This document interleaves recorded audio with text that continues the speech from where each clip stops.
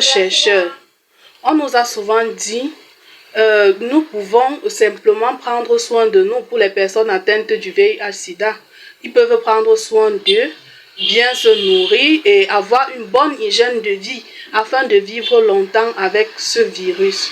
Nos ancêtres et dans nos familles, on a souvent des écorces, des produits qui nous permettent de purifier le sang, vu que ce virus est logé dans le sang.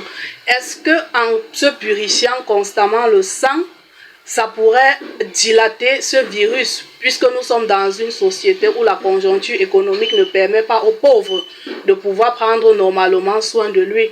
Est-ce qu'en pratiquant cette méthode de purification de sang ancestral, on peut venir à bout de ce virus? Oui, en fait, dilater, bon, il y a plusieurs possibilités. La première possibilité, c'est qu'on peut effectivement visualiser le virus, se sentir autrement, dégager une énergie spécifique qui vise le virus et le bombarde, le fait éclater. Et nous pouvons aussi dire que même au niveau des églises, il y a de plus en plus des personnes qui utilisent, même peut-être sans le savoir, cette méthode. Par exemple, j'ai suivi à Chanel le cas d'une femme qui avait beaucoup de myomes dans l'utérus et on a prié sur la femme et les myomes ont éclaté. Et puis quand on a refilmé, c'est-à-dire quand on a refilmé l'utérus, on s'est rendu compte qu'il y avait une masse de sang parce que les myomes ont éclaté. Donc il y a plusieurs possibilités et les possibilités dépendent aussi du comportement de l'officiant. C'est-à-dire que je sais que la nature a la matière, oui, elle peut être liquide, peut être solide, peut être vapeur. Donc quelqu'un peut aimer qu'il y ait éclatement du myome, ce qui devient liquide. Un autre peut désirer plutôt que ce soit sous forme vapeur. Les mêmes myomes sont broyés et puis deviennent vapeur et sortent à travers le pipi ou à travers le caca. C'est possible. Donc ça veut dire que l'opérateur peut orienter le processus. Et nous disons donc que concrètement, il faut que dans l'avenir, on puisse comprendre qu'il n'y a qu'une science. Avec grand S, bien sûr. Et avec cette science-là, on a la capacité de stocker comme un ordinateur. S'il y a un thème de l'emploi à l'homme ordinateur, on peut aller dans les moindres détails selon le processus que nous avons développé en nous grâce à la nature, grâce à Dieu. Et à partir de là, on peut aussi reconnaître qu'effectivement, l'hygiène de vie, ça n'implique pas suffisamment beaucoup de moyens. L'hygiène de vie, c'est quoi? C'est tout simplement être honnête,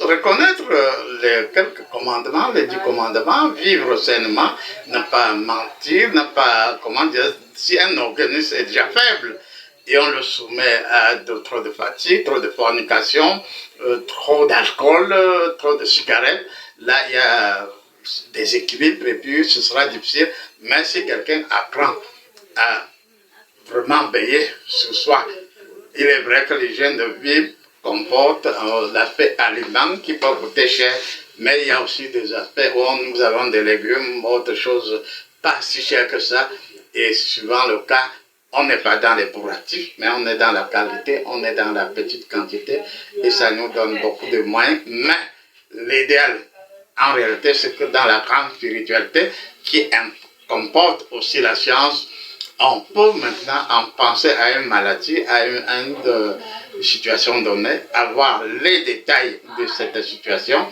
les détails de ce virus et savoir comment combattre le virus, soit par des produits qu'on administre, soit par l'énergie spécifique, ainsi de suite. Et à partir de là, on peut arriver au stade, au miracle. Mais il y a aussi l'aspect spectacle qu'il faut condamner dans certaines formes de miracles.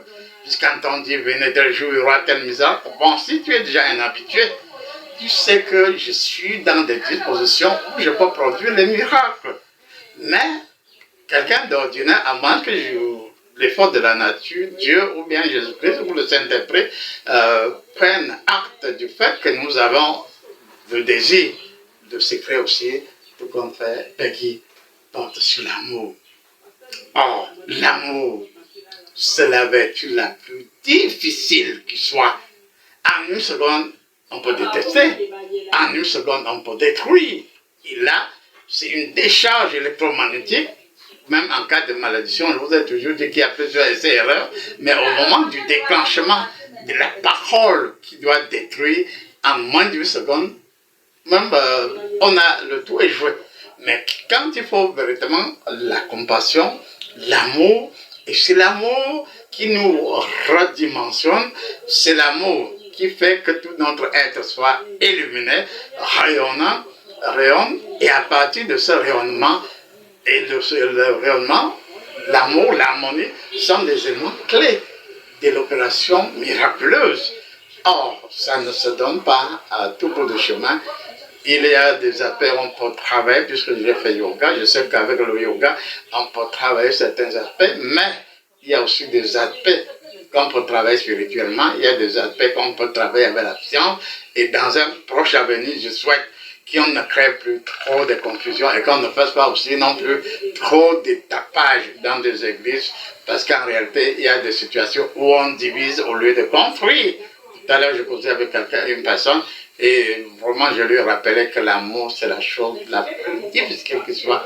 Avec un peu d'amour, avec un peu de rayonnement, avec un peu d'harmonie, je vous assure, on peut déplacer une montagne.